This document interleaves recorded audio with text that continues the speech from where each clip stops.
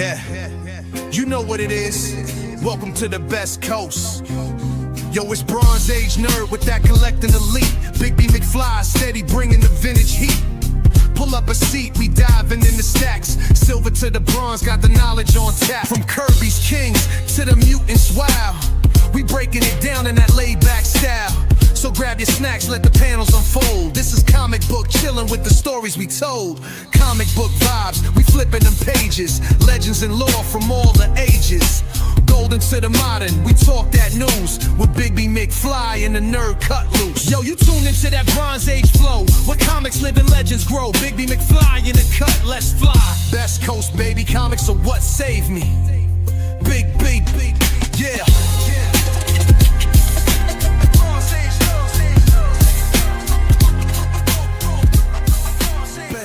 Baby, comics are what saved me. Hey, everybody. Welcome to Best Coast Comics. I'm one of your hosts, Christopher, a.k.a. the Bronze Age Nerd, and I'm joined, as always, by my faithful co-host, the Headless Horseman. No, wait. I love it. That was the character I was reading about. Big B McFly, the comic guy. I was like, if you went with like a disembodied head, I'd be like, all right. It's the one thing you have is a head right now. Sometimes I feel like my head's missing. What were you reading the Headless Horseman, like a comic book, or what were you reading? There was a Golden Age book that I had sent to one of our guys. One of Jay's buddies. I can't remember which one it was. Okay. But yeah.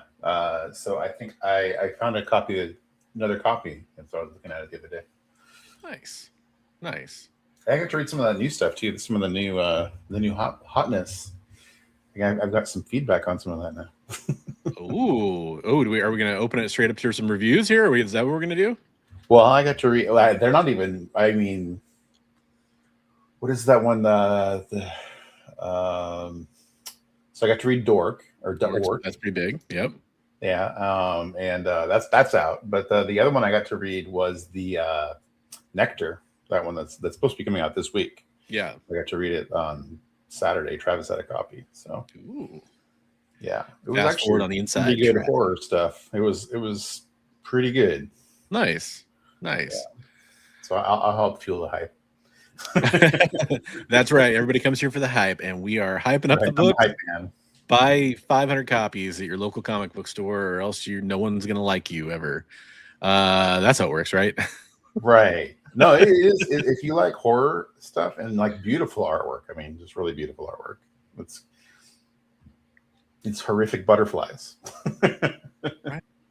Right on, man. Sounds trippy. Well, I'm going to say hello to the chat here in a second. Before I do that, I do just want to take a second to first of all, we're streaming on multiple different channels. We're streaming on Big B McFly's channel. We're streaming on my channel, on Bronze Age Nerd, as you may remember from the top of the show. And we're also streaming over on the EXP. And I wanted to give a shout out to the EXP. So the EXP, if you're not familiar, it's I like to call it a network, a YouTube network of different shows that you can see with a lot of different comic book programming, claim sale shows. They have news and industry stuff, interviews, original art for sale, all kinds of stuff, right? Yeah. Well, one of the things they did on Saturday that I thought was pretty cool was there's a member of that community who wanted to remain anonymous, who needed some help. And so Kyle from the EXP went on a 3-hour live stream on Saturday and sold off a bunch of his personal collection of stuff to raise money. So he hit the target goal, which is awesome. I was part of the chat there. I couldn't really be on the stream. I was invited, but I couldn't be live. I just had too much stuff going on in the background here in real life, but I was able to watch most of the show. And it was a great show. We had Blake from Blake Buzz on there. Matthias would join in every once in a while from over there on the EXP. We're able to raise the money for the community members. That's one of the awesome things they do over there, and I wanted to shout them out for that. They deserve some props for that. I picked up some cool stuff that whenever Kyle sends it out, I'm sure I'll be able to show it off here. And then on top of that, cool stuff. Yes, I did get some really cool stuff. Just some random stuff. You picked up some cool stuff. Got a few art pages, got some comic books, and can't wait to show those off. I definitely will, to give him another shout out. But also, once he hit that goal that the person needed for their housing needs that they're raising money for, All the money after that got split between a couple different charities. So one of them is Bink, which tries to help comic industry people who have monetary needs for their living situation, like people that work at comic shops, that kind of stuff. And then the other one, oh my gosh, I'm blanking on it right now. It was the Comic Book Legal Defense Fund. It was like CBLDF, right? Yeah. I wanted to say like Hero Initiative or something like that, but no, it was the Comic Book Legal Defense Fund, which is a great cause as well. And so shout out to Kyle. I think I want to say, I'm sorry if I get the numbers wrong, but I'm pretty sure he said at the end of the stream that he would be able to donate $650 to each of those places. Plus we raised the money for the person who needed it from the EXP community. So shout out to everybody who was part of that. Appreciate that. And thanks for doing that. That's one of the reasons that we're hooked up with them, because they do good things like that for people. Yeah. Good work, man. Yeah, absolutely. Let's say hello to everybody in chat who was nice enough to join us here on the Best Coast Comics. It's pretty late for some of these people. Yeah, GT Comic coming in well before the show started, so we do appreciate that. Thank you for that GT Comic. Hopefully you'll get to join us live, but hopefully you're watching on the rewind. That's what we always love to see. I have Preston coming in he's going to do a rewind rewatch, but he's here for the silver medal. Congratulations, Preston.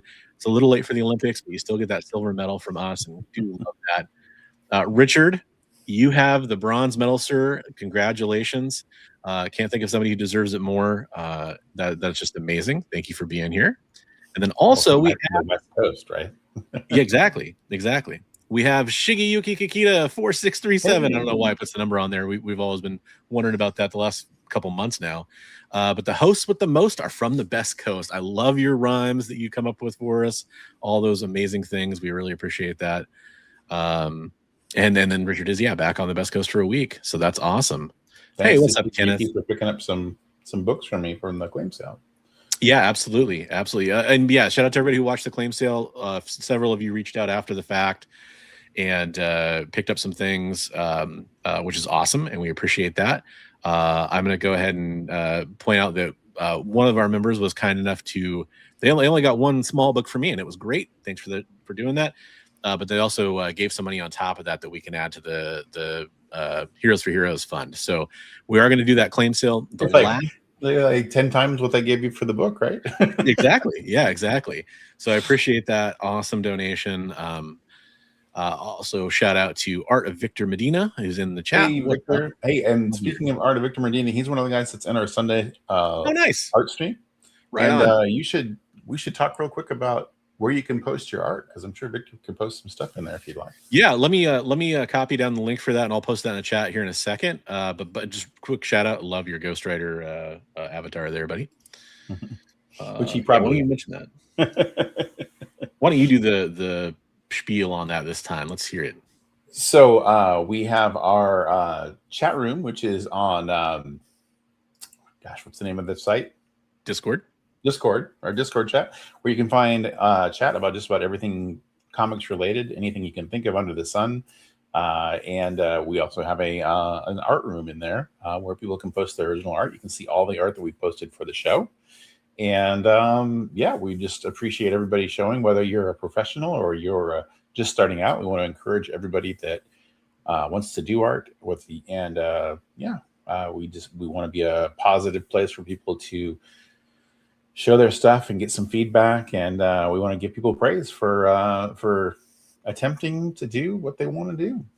Absolutely. And we'll show all that community artwork off at the end of the show. It's the last segment of our show. So you have some time if you want to go in there and check out the artwork. You can use that link I just pasted into the chat to go check it out. It's a totally free place to go join. There's no fee or anything weird like that. We don't send you a bunch of. It's just a Discord server. If you're not familiar with those, they're basically a chat room. It's just a chat room where you can hang out with like-minded folks. Yes, and you got plenty of time to go check that out. All the community artwork that we've pretty much ever shown, I think, on the show, except for the first few months or something like that, I think is in there. So yeah, pretty awesome. Hey, Super Lady Gamer, congratulations to you. That's an accomplishment. So when you did that, did it pop up with achievement unlocked? Was it like 20 gamer score? Like just like a 5 gamer score kind of achievement there. But that's impressive. I mean, that's just insane. Congratulations. Upwards and onwards. Yep. So yeah, just basically a lot of great stuff going on. I do want to take one last chance to plug this Saturday. There will be an appearance by me at a Comic-Con. I'm a guest at Emerald City Comic-Con. I'm on a panel with some amazing folks. Joel the Geek's going to be on there. We also have Comic Tom 101, DJ Kirkland, and then we had I'm sorry, I forgot your name already. We had to change a guest because somebody couldn't make it. But we will have a panel on how to start collecting comics. It's going to be at 11 a.m. at Emerald City Comic Con in Seattle, Washington on Saturday. And it'll be in room, I believe, 346. So come on down. It's in the Summit building, I believe, because there's 2 buildings that you have to go to for Emerald City Comic Con. So come check that out. And we'd love to see you. Speaking of, I'm supposed to give you James's phone number so you guys can hang out. Oh, nice. Right on. Yeah. After the panel, I'll be, and I think pretty much everybody agreed to kind of hang out kind of out in front for anybody who wants to talk. I guess panels are kind of straight back to back there. So we can't like hang out in the room at all afterwards. So we're going to exit the room and then we'll say hi to anybody who wants to say hello or anything like that. It'll be a little chaotic. Yeah. That will be very chaotic. I'm looking forward to it though. Yeah, it should be a good time. And let's see, we got to get our outfits changed real fast, right? That's right. So let us change into our news clothes. I'll show you what that looks like.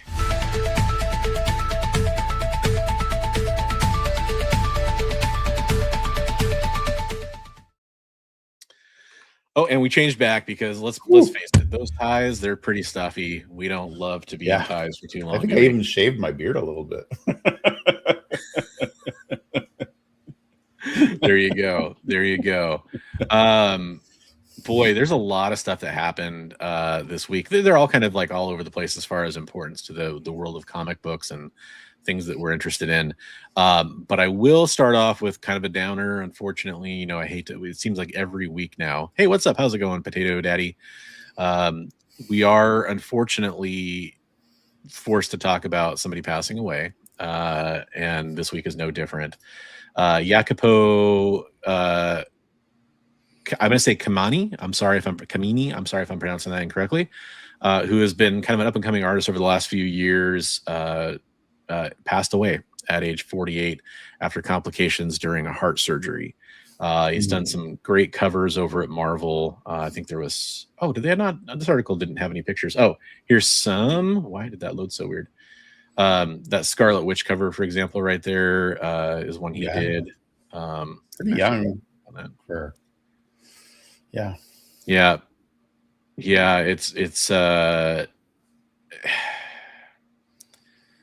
It's really sad. I mean, he's young, you know, talented artist who kind of just, I think it was trying to see, it was like 2017, 2018 when he kind of started basically breaking out, it looks like. So hasn't been you know, a terribly long career, but his feet in the game too long. Yeah. Yep. Also, you know, just another tragedy, unfortunately. So rest in peace. We wish we had been able had a chance to see more of your work. Unfortunately, we didn't. You know, it's kind of weird though. Like when an artist passes away, like that's producing, a lot of times we'll still see a few pieces come out from them that they had done that were in the pipeline. So maybe we'll see some things still come out from him.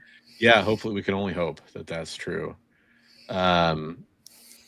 So there's a million articles about this. Everybody knows about this. I mean, I could go find one just to throw up on the screen, but whatever.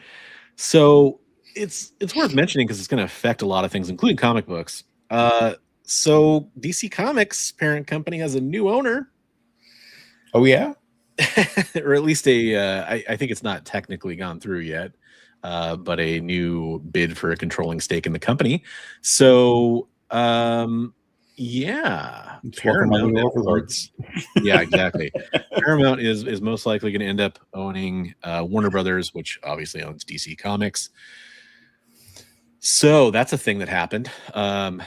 I don't, you know, what I'll say about this, and then I want to get your opinion, Big B, is I wasn't really going to be happy no matter who acquired Warner Brothers, because I don't like to see giant companies that own lots of properties merge. I want to see smaller, you know, not smaller necessarily, but I want to see more companies competing with each other and not a couple media companies owning everything, basically, is what I'm trying to say. Yeah, I could see that. I was excited to see Netflix get them because they had more money for operating expenses, where this deal they have to leverage quite a bit to acquire. So it's going to be difficult for them to be as productive.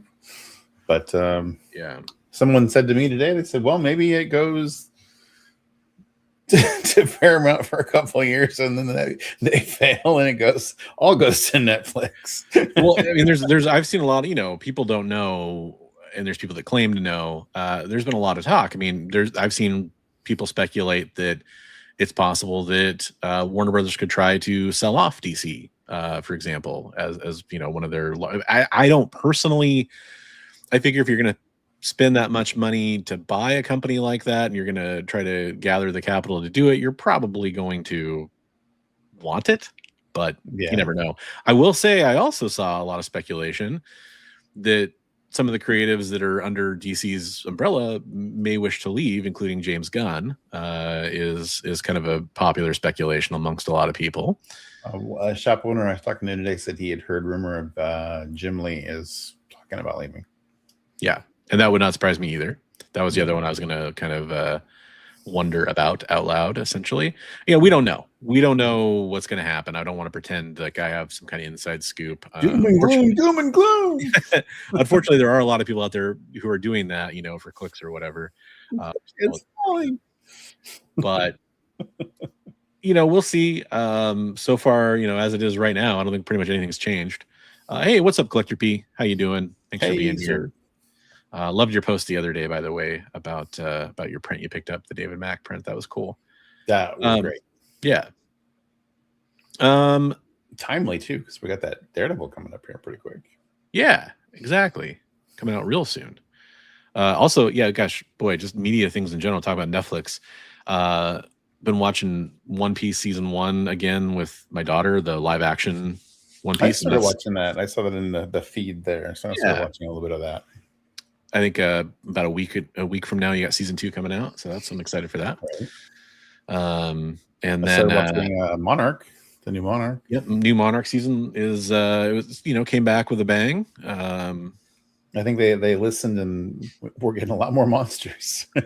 Yeah, at least that episode was like monster. I was like, great, I love it. Definitely, even from the previews, you could tell that there was going to be quite a bit of that. Shigeyuki says, with these media companies owning publishing houses, would you rather see them put time and money into movies and TV or printed material if you had to pick one? What do you think, baby? Man, it's a great question, by the way. I don't want to see either one go away. That's right. Well, I'm going to interpret that question as, which one would you rather see them invest more into? Like they can focus on what they'll still do both, but they can focus on. I think that the printed media is going to be an afterthought. To be honest with you, when a media company like that acquires, they usually don't. They're not thinking about. They think of that as like vestigial thing we have to still do, kind of to. Yeah. I agree. That's going to turn out. Commit some more money to the printed material and the talent and doing that, and creative teams to create more stuff that will eventually be turned into movies and TV. But I don't want to see either one go away. I felt like DC is just starting to get their feet under them, so it's like, yeah. Yeah, it's so I think it's a fascinating question. I agree with your assessment. That's going to be the focus. But if I had to pick one that I get to choose to be the focus, I would choose the printed material because, in my opinion, if you are a media company like that, you could say that there was a superhero fatigue in movies and TV, or a comic book adaptation fatigue.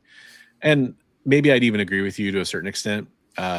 But I will say that it's kind of become a self-serving prophecy because people have heard that enough that I feel like it's almost kind of become true, which is unfortunate. And I will say that there's been kind of a flagging quality in some properties that are kind of getting longer in the tooth, like the MCU, for example, has had some ups and some downs, and more downs recently than ups, probably. It's fair to say. Well, maybe that'll change with Doomsday and everything coming.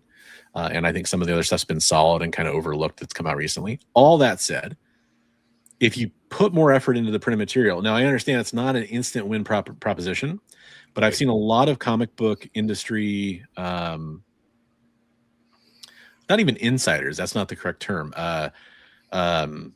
industry professionals have been saying that comic books are doing pretty well right now, and they're actually in a better spot now than they were kind of, I'd say, since the height of the pandemic, is kind of the general feeling I'm getting from these people, these leaders of the companies and prominent creators of those companies. Not that I'm all about the FOMO and stuff, but when was the last time we saw the kind of excitement that's going on right now? Yeah, it's been a while, right? Right. And then, like the shop owner I was talking to today, he's talking about DC's made Marvel their punching bag lately with all the absolute stuff and everything. He's like, man, DC is just, he's like, I hope it doesn't change anything, because DC is really starting to fire on all cylinders. He's like, I hope that is kind of the rising tide floats all boats kind of thing, where it's going to make Marvel want to do even better.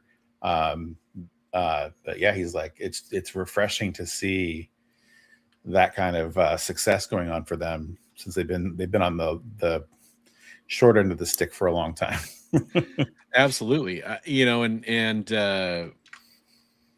Furthermore, if a company does take that approach, you're taking the long game, because eventually, like Bigby said, those properties will eventually turn into things that will become TVs and movies in a more organic fashion. Remember, it was a very different time, so this is going to feel strange to say, but I remember things like Watchmen and Sin City coming out, and sort of like capturing people's imaginations, because they weren't familiar with those things. They didn't know what Sin City was. They didn't know what Watchmen was. And maybe they weren't the biggest like financial successes of all time for movies, but I know for sure that they did bring people into comic book stores and kind of make me go, what is this? Absolutely. Yeah. It's like a lot of that, like, yeah, I mean, even like some of the Vertigo-ish stuff, like, V for Vendetta and all that kind of stuff too, which eventually becomes a movie and that kind of stuff. It's like, So I'm sure we're going to see the absolute stuff.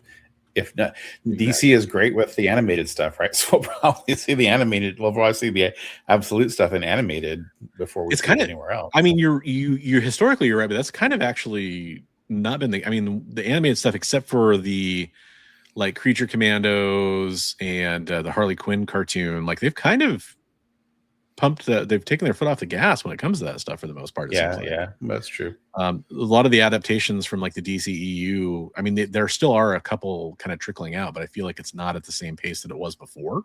Right, they were coming out crazy pace for a while there. They were doing multiple. Almost all of them are amazing. Yeah. So yeah.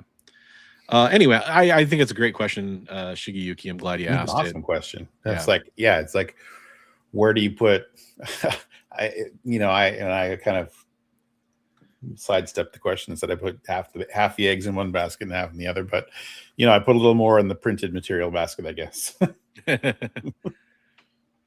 Gotcha.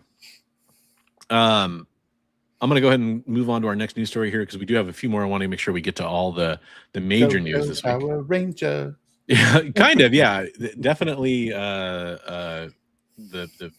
There's a leading the charge element here, but this is really cool. I thought this was awesome. This comes to us from ICV2. By the way, this is from Bridget Alverson over there. ComicsPRO news, and I wanted to make sure we could discuss some of the ComicsPRO news. Boom is starting to making all A covers returnable. We'll get into that in a second. And they're going to bring out some thank you variants, which are awesome. And they've also got new series coming out for Power Rangers, Gem and the Holograms, and My Little Pony, which is pretty cool. So the big bullet part of this news, and I'm really going to let Bigby here talk in a second, because I know he dealt with this back in the day when he was owner of comic book shops and was the man in charge.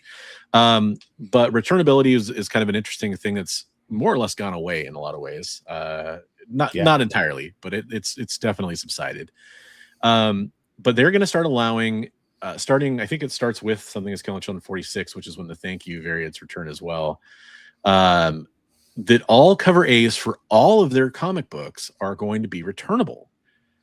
That's really cool. Do you want to talk a little bit about returnability, Bigby, and kind of educate people on what that is? Yeah, so back in the day, so hopefully we don't see a repeat of this.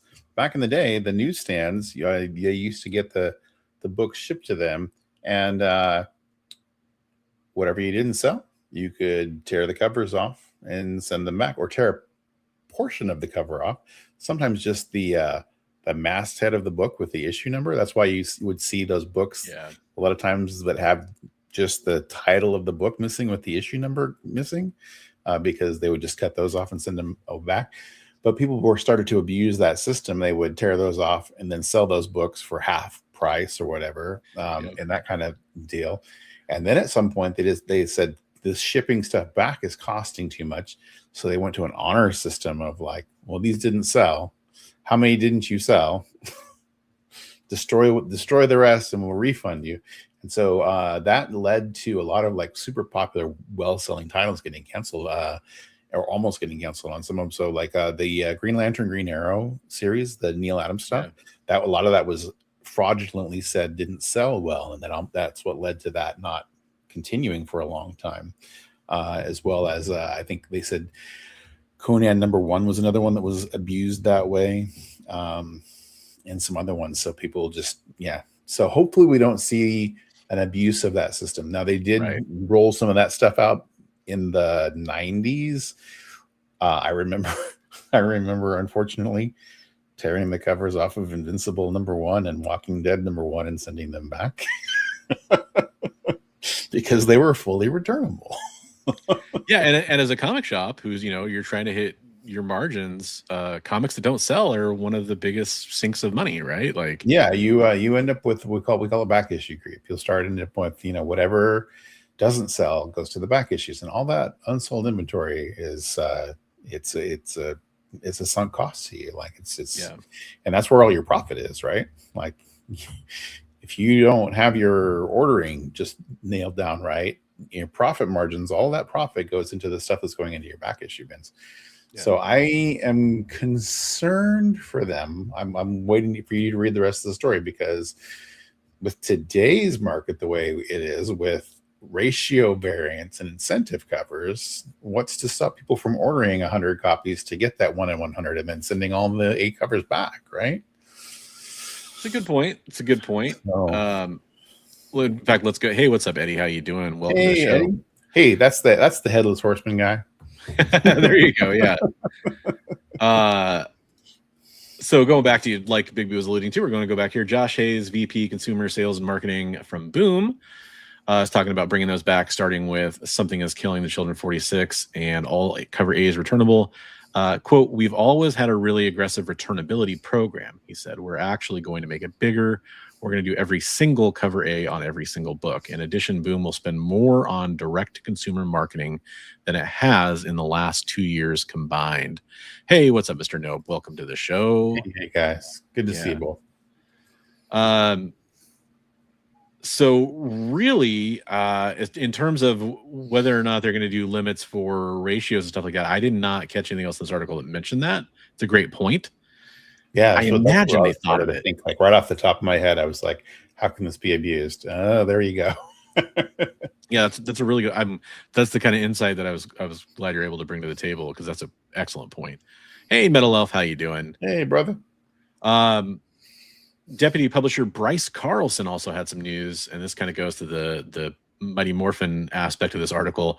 There's going to be Mighty Morphin Power Rangers is going to be an ongoing monthly that will kick off with issue 0 on Comics Giveaway Day, which is a new Penguin Random House initiative that kind of replaces Free Comic Book Day, I guess, or augments it, or however you want to phrase that. There's also going to be Power Rangers Unlimited, another ongoing series that has characters from throughout the 30-year history of Power Rangers. Oh, that's kind of cool. Yeah, they describe it as taking the box of toys and dumping them on the table to have some fun with. I think that's kind of neat. And then there's going to be a solo series for the Green Ranger, Tommy. It's in an alternate future where he's the last Power Ranger, so a little less Ronin-ish kind of there. I'm going to say that's cool. Fair to say. And all 3 are coming this summer in 2026, so you don't have to wait too long for them either, which is really cool.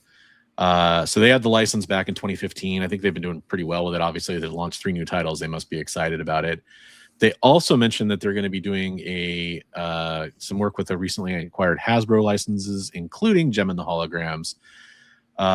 They've got a limited series that will conclude the cartoon storyline, and they're working hand in hand with show creator Christy Marks. And they are also working on a My Little Pony monthly series that is coming as well. And Boom is going to publish backlist titles for both series in a compact comics format. That is all good news, by the way, right there. Yeah, that's awesome. Yeah, a lot of young, we're talking about getting people into comic books earlier with the DC news and all that stuff. Ways you can do that. Here's a way you can do it. Get some comic books that are marketed towards kids in the hands of kids. And fun for everybody who loves those properties, right? So it's really neat. Yeah, unfortunately, it doesn't address your point. I'm curious to see more about that as we kind of learn more about how they're gonna do this. Yeah, I think Green Ranger was a lot of people's favorites. It sounds like from what I've been able to see. And Mr. Badiana has a Mr. Buddy Nah. I can never say that the way he does. But, you're buddy to me, buddy. That's why. Buddy. I never say it. I just see your name. I see Buddy. And he points out, and this is true, the Berserker comic did that. They'd get 1 in 1,000 signed by Keanu Reeves, and then they were able to return. I don't know if it was complete credit back. Maybe it was, but they definitely were able to return all the extra issues. Which, hey, that was Boom. So there you go. They like to talk about, they've always had a good returnability on their books compared to a lot of other modern companies anyway. I wonder what they did with they must have done something with the extras. But, they're worth money now. I bet you part of the reason they're worth money is because even though they sold a bajillion of those, a lot of them got sent back. Right. So there still is a ton out there, I bet, but there's not anywhere near as much as there was at one point. I wonder if they gave them away at shows or something, or right. Promotional type of thing. I don't know. I don't know if they did that because I feel like Berserker disappeared for a while there, and then it kind of came back when they did the second iteration or whatever, the second part of the Kickstarter. Yeah, Keanu was at Terrificon when I was there signing. Yeah, they had a signing. You had to be a bunch of our friends got up, but you had to get up at 6 a.m. to get in line and get a ticket. And... Crazy people that did that. I wish I was one of them. He's a cool dude, it seems like. Moving on to our next story. Dun-dun-dun-dun-dun. Get that theme song playing in your heads. G.I. Joe is back with a fury. We kind of knew this was coming in some form. Did not know it was going to end up looking like this. I think I kind of squished that page a little bit. Let's get that a little bit more in the proper ratio there.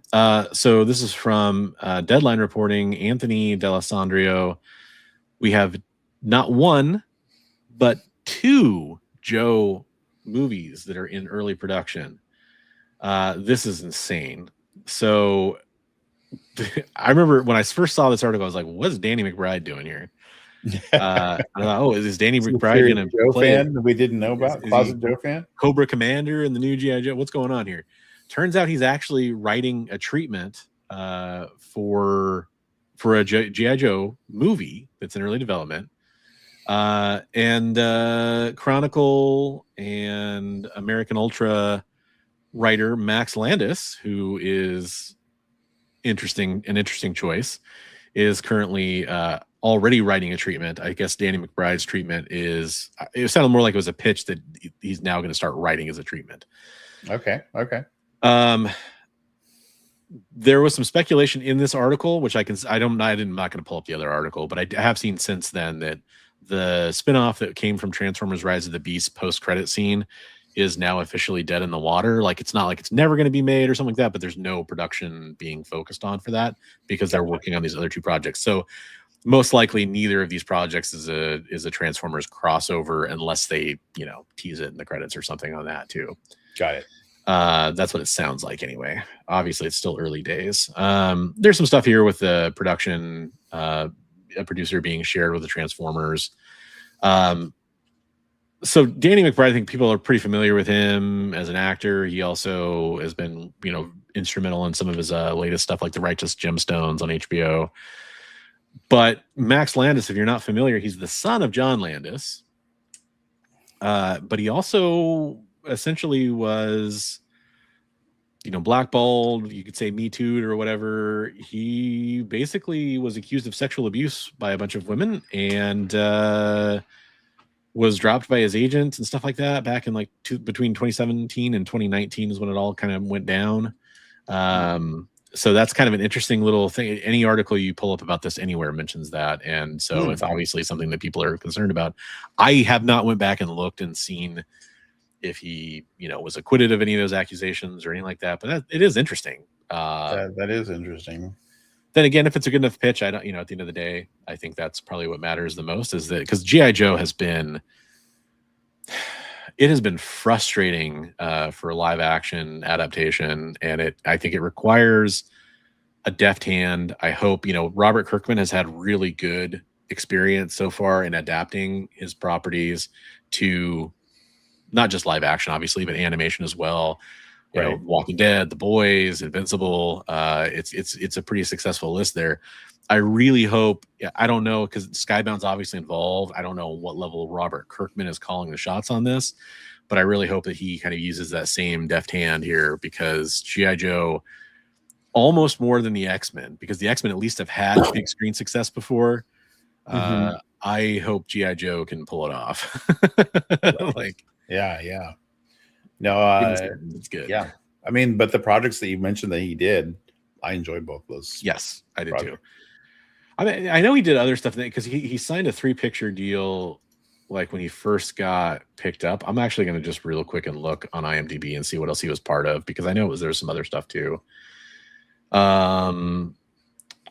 had to be another one because it was American Ultra. I love that line in American Ultra where he's like, "I'm the tree." It's such a great line. Chronicle, and then what would have been the third one? It's kind of hard to suss out all the TV stuff here. Oh, there was that Victor Frankenstein movie.Maybe that was it. Oh, Bright. Yeah, Bright on Netflix. Okay, that wasn't so good actually. Yeah, I mean, it wasn't bad for Netflix. Terrible. But it wasn't. It's not something I'm ever going to go back and watch again. It was it was a weird mashup. I mean, it was, but it was interesting. I thought. You know what? Here's an underrated gem that he was part of, and I'll actually share this real fast, just because I don't think people know about this movie, and maybe I'm wrong on it, but I think it was pretty good. He apparently wrote this other movie that came out in 2020 called Shadow in the Cloud, which was really good actually. Chloe Grace Moretz in the lead role. She's kind of like this spy who ends up on a B-17 taken off for a mission like right before it's supposed to happen, and she's like coming in like, basically hot, coming in like, I got to get on this plane, and she's some British spy that ends up in the ball gunner's position on the bottom of the B-17. And I'll kind of half spoil it for people, not like real spoil it. But basically, in the trailers, you would know this is what happens. There's basically like a gremlin on the plane, like a real, and it sounds not like the movie Gremlins, like we didn't have a feeding after midnight situation, more like the traditional aviation. There's something on the wing, that kind of thing, right? Yeah. It was a good movie. It was worth watching. So, hey, guess what? I guess I enjoyed more of his movies than I thought. That was one of the horror magazine when I did a comic in it was a story about a B-17 taken over by gremlins. Oh yeah, okay, there you go. Maybe it was related. I don't know, maybe. Yeah. Possibly. So, anyways, getting back to G.I. Joe here, Mr. Nope. Yeah, I sorry if it made it sound like I was hating on Bright. I'm just saying it wasn't as good as Chronicle or American Ultra. Let's put it that way. That's how I'm. Yeah, I mean, there's a reason it was a made-for-TV movie or made-for-Netflix movie. I think that was kind of maybe part of that too was kind of in my head at least, it feels like the start of when Netflix movies weren't as good as they like. You kind of they started to set a certain bar for themselves. I'll put it that way. This G.I. Joe stuff, I'm obviously excited. I know you're a big G.I. Joe fan. I know a lot of our viewers are G.I. Joe fans. Is there anything you want to see? I mean, with 2 movies, that's also weird. like two different projects apparently. Like I don't know if one's going to focus on a character and one's going to focus on the team. You know, there's a few different ways they could go. How do you interpret that news, and what are you hoping for out of this? I hope Danny McBride's not doing a comedy, like a spoofy 21 Jump Street or something version of G.I. Joe. That would be terrible. Although 21 Jump Street was freaking amazing. I know, but I mean, just don't do that to G.I. Joe. There's a lot of things you could have pulled, and I would have agreed with you. Then you said 20. I was like, that's a really good. It was a good movie. I will say Better that. than But I Has mean, Any I Right would say to like Be. spoofy it. Yeah, I don't want to spoof G.I. Joe. No, we've got enough of Starsky and that. Hutch, whatever, you know. Yeah. Yeah, I don't know. I got you, Mr. Bill. I want to see a better version of Destro. Okay, fair. I mean, there's definitely characters that can shine in that, right? Although the what's his name, the guy that played Destro was, I just wish they would have done a better version of Destro. Mm-hmm. Like the actor was a good pick. It just, I saw an interview with him, and he was like, once he saw what they were doing, he was like, all right, I'm just phoning it in. He was like, I was excited at first. He's like, when he saw the way they were doing, he's like, I'm just phoning it in.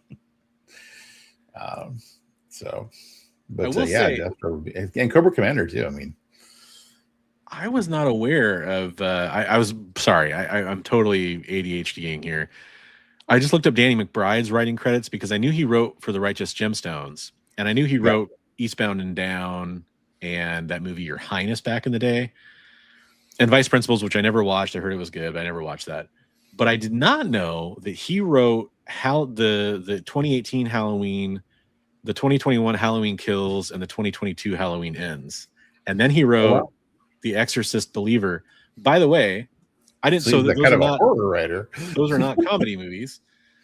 But also, here are the ratings on his movies he's written.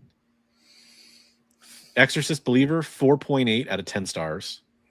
Halloween Ends, 5 out of 10 stars. Halloween Kills, 5.5 out of 10 stars.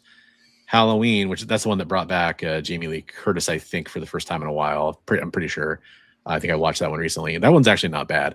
6.5 out of 10. So none of his Your Highness movie, which was terrible, 5.5 stars on that one. That's not a great track record. Kind of makes he must have had like a really killer idea for them to, maybe he came at him. He's like, we got to do this. I can't do it, Danny. Right. I'm sorry. I totally interrupted you, but go ahead. No, you're fine. You're fine. I mean, I'm there with you with that concern. that was part of the concern I was saying. So it was just so weird. Yeah, it's a strange pick. But what do you want to see done better? I mean, yeah, I'm with you on the character front. For me, it's just I really want them to do not an origin story, because I feel like that's sort of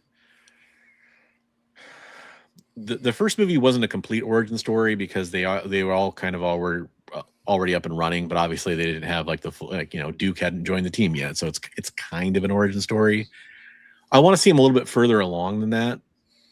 Maybe what if they did like a Weather Dominator type of story, or maybe, but more important, what I want to see jump in where they're already established. I want to see an origin of Cobra. Okay, as like the introduction of Cobra to the world. G.I. Joe's already been a thing. They've already been like a Black Ops, Special Forces unit for a little while, enough that we don't have to like get that half the movie of them introducing the team, for example. I don't want that. Right. But I do think it'd be cool if we got, it could be the Weather Dominator. I think that honestly, though, I was just saying that kind of a jumping on point where both things are already established. Both Cobra and the Joes are already established. They're a thing in the world.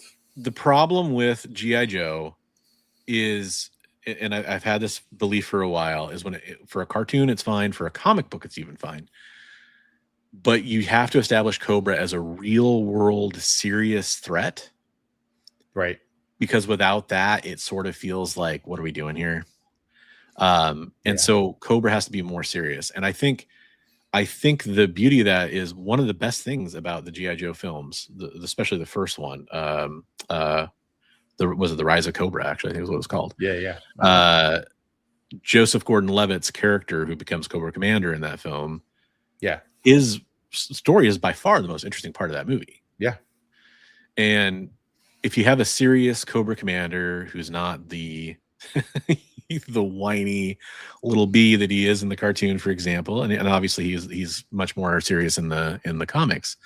If you have a really serious Cobra Commander, don't worry about introducing anybody else, in my opinion, other than, I would say, Destro and Baroness. And I don't think you need Zartan in the first movie. I don't think you He need came Storm along Shadow later anyway in the comics and the TV show. Yeah. Well, and here's the thing: is people are gonna be like, well, what do you mean? Of course you need, but hold on, like think about it. What has every Transformers movie gotten wrong? They introduced too many characters in one movie. You know, like you got to really kind of zoom in. That's what I start getting worried when they start doing that with like a superhero movie where you got way too many villains or something. Right. Maybe it's like exactly. Okay, I'm starting to get worried. We've got like 5 or 6 villains going on. It's gonna just get muddled. Yeah, so. I mean, like you think about the original Sam Raimi Spider-Man. All you really had to worry about was Green Goblin, right? Yeah. And then primarily what you had to worry about in Spider-Man 2 was Doc Ock. That's the way, that was great. And then it started to become more and more villains. I mean, but don't kill the characters off either. That's the thing. Like what did we see in Spider-Man No Way Home? It was great to have all of those characters be able to be recurring characters, right? Yes, don't exactly. fall into the trap of killing the bad guy. What do we do in Batman where we killed Talia and it's like, don't kill the bad guy. Yeah. Hey, what's up, Comic Tropes? How you doing? We're talking about G.I. Joe. A little thing you might have heard of. You might. Well, if he knows about it, then that's half the battle right there. That's what I know. And knowing it's half the battle. We're talking about the movie adaptations and how we hope they handle it. I want a focused team of Joes with the primary characters. You got to have Duke. You got to have Snake Eyes. You got to have Scarlet. I'd say you got to have Lady J in there. The first movie we had Duke and we had Airborne? Was it Duke and Airborne? Yeah, it was Ripcord, I think. Ripcord. Duke and I think it was Ripcord. I didn't think they had enough Joes in that one. Yes. I mean, they also had Scarlet, Snake Eyes, Hawk. You had quite the cast. Which is very like peripherally, like not playing huge parts in it. No way. It's half the battle. I love it. Oh, Comic Tropes. You mentioned this on a couple weeks ago on one of our streams where I think I briefly mentioned classified figures, like I picked up Hit and Run or whatever. Which, by the way, hey, I may as well do this since we're not doing really pickups. Are they going to retroactively release the file cards, the ones they've already released? There's Big Lob talking about G.I. Joe movies right there. Got him. Very excited to have him. There we go. But yeah, the file card thing actually, as a collector, kind of irritates me more than it's cool. It's like, first of all, they've always had the file cards on the retro package classified figures, which is awesome. I don't have a problem with that because they're a certain style. It's like a blown up version of the original. You cut it out, it has a little tab on the top and everything with their name on it. But then now I saw the mock-ups and I was like, that's weird. Are they just doing it for these figures? Turns out they're doing it for all the new figures. But then the packaging, it's like changing the DVDs of The Office halfway through or The Simpsons, and you start getting different packaging for all the new. It's like, well, but I want the old figures file cards, and how do I get those now? And I don't know. Yeah, whatever. So I said, are they going to retroactively release all the file cards to the other figures? They should. That would be a thing. Like, I'm sure they could sell a ton of printed pieces of cardboard. Right. I know. I'm very curious to see why there's 2 movies. Again, I have a feeling, my gut says, that Max Landis is writing a team-based script, traditional G.I. Joe first movie of a new franchise, hopefully, and that Danny McBride might be focusing on one character or a group of characters or something like that. What if they were taking it from 2 different points of view? Like one's going from the Joe, one's going from the Cobra point of view. That'd be interesting. Same universe. That would be interesting. I would definitely be interested in seeing how that works. Thing. Yeah, that'd be kind of cool. Ooh, that's cool. The blank sketch covers will have a file card section. All right. Oh, that's cool. I like that. Yeah, it's just one of those. It's one of those things where, as a fan, I'm excited, but the movies have been so lackluster that I really just need that. I need one to hit. Like all hit for a mass audience and for fans without being like, you don't have to hold my hand in nostalgia. you know, you don't have to have much going. I think a few classic vehicles, because I will say when they came out with the 2 live action movies besides the Snake Eyes Origins films, every time they showed a vehicle, it was like, what are we doing? Because that's you had all these crazy vehicles you could have drawn on from the franchise, and you just made all these weird, shitty looking vehicles. Yeah, where's the his tank? Where's the right? You know, yeah, you got to do at least a couple of the classics. Then it doesn't have to all be that way. That's what we were just talking about. That they could even set it in the 80s or something, you know, where it's got the 80s vehicles, you know. Yeah, sure. And we can progress technologically from there, and all the advanced tech could be the newer vehicles that we have nowadays. But it's sci-fi-ish back then, you know. Yeah, yeah. There's a lot of ways they could do it. I kind of hope that Danny McBride just had some amazing pitch for some unique story that got entertained, and they're like, you know what? Let's actually do that too. You know, hopefully that's the case. But you know, the only thing that could get me excited just for a solo character movie off the top of my head would be doing the silent issue movie. Silent issue movie. Or at least have it be like the first act of a movie or something like that, right? Like that would be insane. Well, the silent issue, like that whole string of events where like they captured Cobra Commander, and then he comes and he rescues Cobra Commander, and they kidnaps Scarlet, and that whole thing. Yeah, so good. If you could kind of encompass that, and you know, let's say you have the first movie come out, introduces the team, and then you have this movie come out, kind of further thing. I guess I could kind of see that, but I don't know. Other than that, I mean, I would love to see the Cobra Island Civil War because it's my favorite storyline, but that's like 3 or 4 movies in, right? You don't do that. I wouldn't mind them jumping in like midstream, like maybe we start the movie with Cobra Commander's been captured, and it's like they're talking about it on the news, like, hey, maybe the Joes captured Cobra Commander, and then we go to the silent issue kind of thing, the rescue of Cobra Commander, and kidnapping of Scarlet, and that whole thing. I definitely don't want an origin story. Like, I just don't feel I don't need to see Guy gets introduced to the program. Like, I know it's a perfect vehicle for like you're following through his eyes, but we've done it and it didn't work. But do you want to see Quinn and Dr. Venom? You know what? The other part of me that was thinking about that was thinking the I can't remember the name of the storyline, the Terror and the Tundra or whatever it was called. The Quinn issue, you know, that oh my gosh, that would be fun because there's some real cat and mouse kind of stuff in there. But it's kind of like The Thing when you watch that, when you read that episode, when you read that book, when you read that G.I. Joe #2, it's kind of like The Thing movie, you know. Yeah. Or it's like the outpost that's with all the dead scientists and everything. Like, did they go crazy? Did they kill each other? You know, it's like right. Yeah. I think that would be fun. We were kind of talking about the Weather Dominator, Mass Device kind of plot lines. I mean, there's definitely some interesting stuff, of course, but it's hard to envision with how crappy Hollywood has become about handling stuff like this, that they want to mass market to everybody in the world.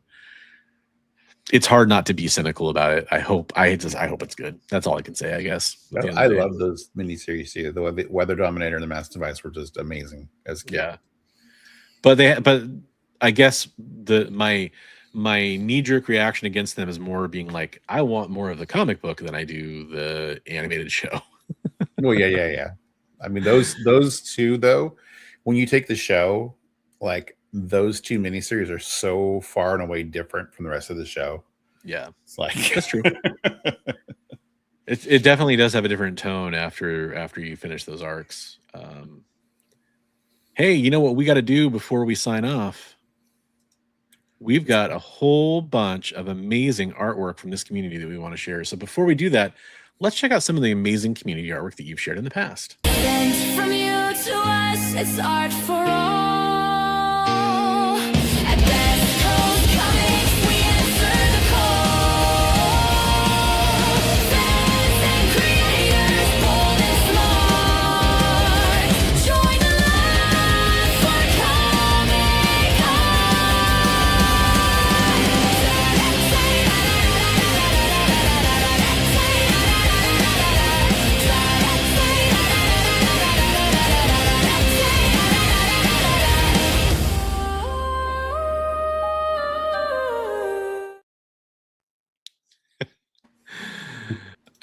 Maybe they have a movie based on the Deke cartoon episode where Joe and Cobra had a football game. Or they could do the one which, as a Lieutenant Falcon fan, this one really hurts me. The one where Lieutenant Falcon got addicted to drugs. Do the Viper. Oh, just do a whole movie on that. That would be so dumb. I love it. Hey, I'm really excited to share. I appreciate that you can't wait to finish your comic book. What comic is it? What is it you're reading? Yes. Let us know. Hopefully it's not too gassy in there too. So this is community artwork that you all have shared with us. We're going to go back here a little bit because we had our claim sale show, so we didn't do community artwork on that. This first one's from Headless Hammerhead, who's been sharing some awesome art with us. Here's one he did for Rowan Atkinson on his 71st birthday, and he posted it on Instagram for his 71st birthday. That's a really good likeness there. Good job. Good job on that, Headless. Yeah. I like that a lot. And he's even got a t-shirt too. I know, it's great. It's great. You did a good job. Good job. Erwin shared a few pieces. Okay, Erwin, I gotta get that piece. That's good. I like that a lot. You know, I've been addicted to the Space Girl stuff lately. Yeah. Yeah, and I've been into it a lot since then as well. Yeah, they actually killed Headman. Yep. Hey, what's up, Archivist Adrift? How you doing? Headless did a commission here for a pet. Obviously, you can see that on the top corner there. Nice. The real life, and this is the kind of stuff he does if you want to commission him. Again, I posted that link into the chat if you want to go check it out. It's also in the description of the video. You can hit him up there. And then this is a practice sketch he did for somebody as well. It's like one of Harley's hyenas. So I was just gonna say, kind of could spin that off Bud into and Harley. Yeah. I know he's done some Harley before. Very good. And then he shared some of his son's school project he did. His history fair project was about Vladimir Putin and the Kremlin. So he did this Kremlin thing by himself. He was really proud of that. So he wanted to show that off. Very nice. And then there's a reference picture of the Kremlin. So he did a really good job. Yeah. And then got one more from him. This is his daughter's take on Invisible Girl out of watercolor. He did the quick sketch and then she colored it. Very nice. Yeah. Getting the whole family involved. I love it. Right. I love it. Erwin shared some other art here. I didn't get any context on what all this is from, unfortunately, but it's still great art. And then this one, that ghost, yikes. Yeah, that one got a lot of yeah. Even Headless was coming in. Love the blown out eye there. Mm-hmm. And then Bigby, I think you bumped this one because Comics Limited had done this one, right? Or you would we collabed on that one. Yeah. So he had done a picture of Batman and he's like, I'm ready. I'm just giving up on this picture. I can't get it right. And I was like, let me see your sketchbook. So I started working on the picture that he had done and reworking his idea. So I like it. He's like, I was thinking Grundy or Bane or Clayface. Yeah. And I was like, how about all of them? And then Catwoman in the background. Who is that? Joker's eyes up there? Whose eyes are up there? Those are lamps up there at the top. And then I thought they were. I totally thought they were eyes. Like yeah, down the lamps. And then it's kind of just roughed in, and then Catwoman watching in the background. Nice. I love it. And then this was another collab, right? No, that's a commission. Oh, this is I'm sorry, this was a commission. Okay. Yeah, a commission for somebody's D&D character. Nice. So, buddy of mine. Very well done. Yeah. I love the feet. These big old dragon feet. Yeah. It's just like a lot of detail there. They're like the anatomy. Very cool. And then so you worked on this one on the art stream, it looks like? Yeah, I finished that one on Sunday. So one came out pretty good. Right on. Galactus there, his shadow on the planet. Oh yeah. That's nice. That's a good detail. Right on, man. Gosh, is that wow? I thought we had more for some reason. Yeah, I thought we had some more. I asked Trap to put some stuff in, but I guess maybe he was busy tonight. So scroll back up. You guys can check out some of the previous stuff. So this is all in that community art channel. It goes back a couple of years now. Tons and tons of submissions. Yeah. I'll post that link in the chat one more time if you guys want to go in and check it out at your leisure. You can kind of see it, pixel peep and all that stuff. Commission the artists in here if you want to get a piece from them. I won't show it yet because it's still in the rough phases, but I'm still working on that Man Thing commission for Barbarian Kung Fu. It's coming along. I need to finish it up before the convention this weekend. I'm sure it's going to be awesome. Yeah, I think it's going to turn out really good. It's going to be the best I can do anyway. I have faith that it's going to look awesome. Super Lady Gamer, glad to see that your children can draw as well. Yeah, they're welcome to post stuff in there for you. Yeah, 100%. 100%. So yeah, I'll be at Emerald City Comic Con this Saturday. Come say hi. It's 11 o'clock is the time of the panel in room 346. How to start collecting comics. The approach is kind of like, hey, listen, you watched one of those superhero movies we talked about earlier in the show. What do you do now? That's kind of the prompt for the panel. Again, Comic Tom 101, Joel the Geek, DJ Kirkland, and I need to learn the new person's name because we had somebody fill in. Fill in. If I was sick from work on Saturday, maybe I'd be at your panel. That's a possibility. I think that you could be sick on Saturday. It's very possible. I need to remember this person's name, so I need to commit it to memory now. It is Lori, aka Pinky on Instagram. The handle is PinkyOFY. And they do comics, cosplay, theater, fashion, and loves the color pink. So check them out. Jay. Oh, hey, we do have Jay in the chat. And then DJ Kirkland, I don't know if I mentioned him earlier, Comic Tom 101, and Joel the Geek. So pretty cool panel. We're going to be talking about comics, and we'd love to see you there. If you're going to be at Emerald City Comic Con in general, just hit me up. What did Jay say?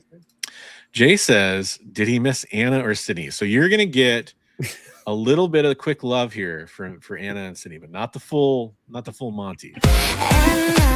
Anna with your smoky eyes, dancing through ballerina, kiss me good. You're muted.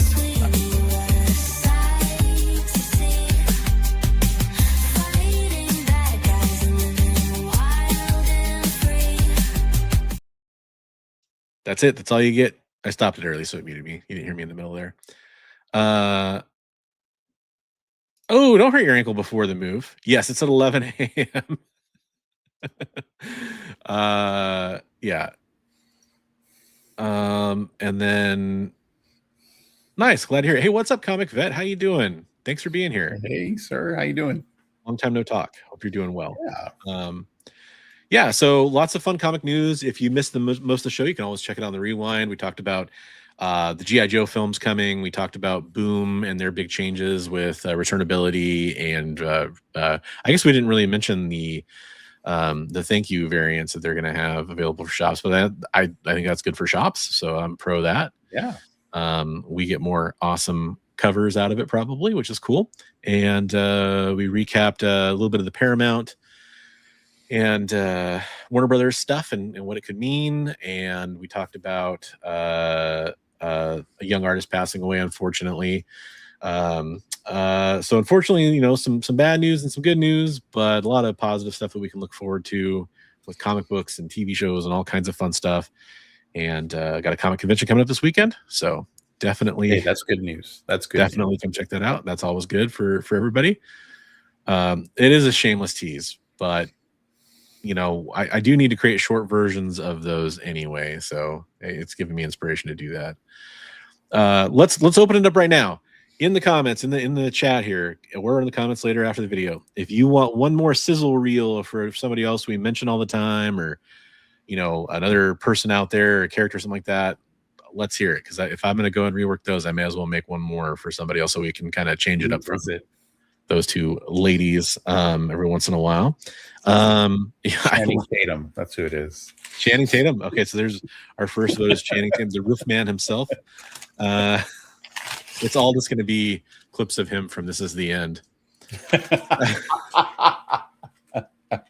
Oh God, Jay says Brianna Torres. Okay, yeah, that would probably be interesting. Space Cabbie, there you go. Space Cabbie, I like it. I'm surprised you didn't say Paste Pot Pete. Comic tropes. So let's see. I know you're going to have live art shows coming up the following Sunday. Do you want to talk about that? Actually, this Sunday we will not have a live art show. So, well, I stand corrected. Yeah, because the person who hosts it's going to be at your convention. So Oh, okay. Well, it makes sense. So he's going all 3 and days, or I have a plan to meet up with one of our regulars here in our chat. So to do some comic trading. So ooh, I will be AFK as well. So yeah, but nice. I was going to say, it's been a while since we said share your love of comics. I gave those My Little Ponies to a guy at work, and now his kids are addicted. So I bought him some more dollar bin books today. So he was like, "Oh my God, what have you started?" I get home and it's like, Dad, read us this, read us that. So now he's like, I go, no, you got to tell him to. Now, while I'm at work, you guys need to make a comic and read it to me when I get home. So I like that a lot. So, yeah, I like that there a we lot. go. Riley Reed. There we go. Oh, Tracy wow. Lords. Okay. All right. You guys are going for it. I'll give you that much.